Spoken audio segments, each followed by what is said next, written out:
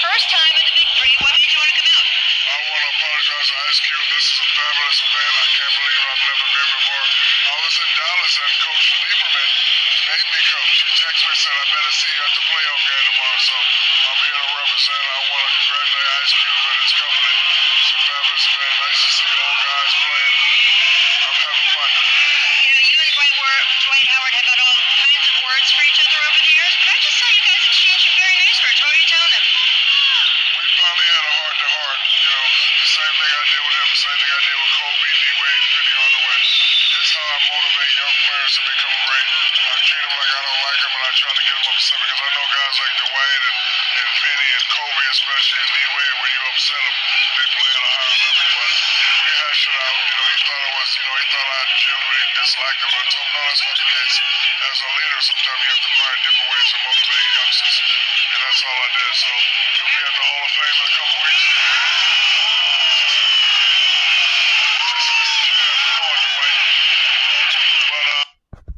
All right, you guys, that was Hall of Famer Shaquille O'Neal, and he basically was in attendance for the Big Three. I don't know if it happened today or yesterday, but nevertheless, he was speaking on the Big Three, saying that he didn't know why it took him so long to get to a Big Three event.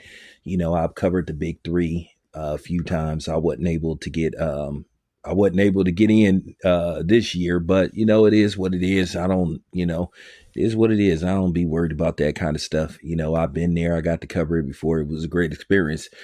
But, he was basically talking about his issues with Dwight Howard, and he was just trying to make it look as he was just trying to motivate him and all this stuff by saying the stuff that he said about him. Look, Shaq is full of shit. And I know you have Shaquille O'Neal apologists that's gonna come out. So well, that's where he was coming from.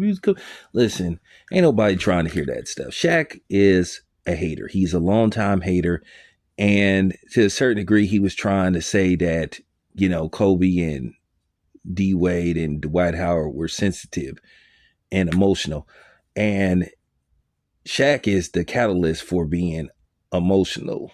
Used to get mad about everything. Shaq used to lose it a lot of times on the setup inside the NBA, where he literally threatened to fight Charles Barkley. So Shaq is full of shit. He just is a hater. And that's all it come down as. It doesn't matter about his success. This man was sitting up speaking on Rudy Gobert's money and all that kind of stuff, pocket watching. And listen, at the end of the day, Shaq,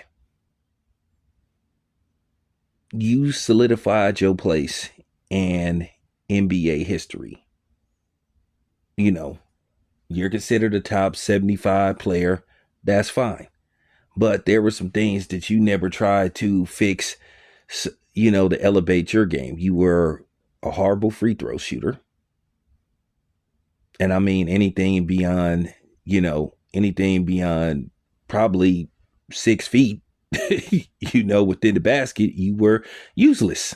So let's not make it look like, you was an all around player. But then again, you wasn't supposed to be all around player. You were supposed to do what you did, which is crash the boards, grab rebounds, protect the rim.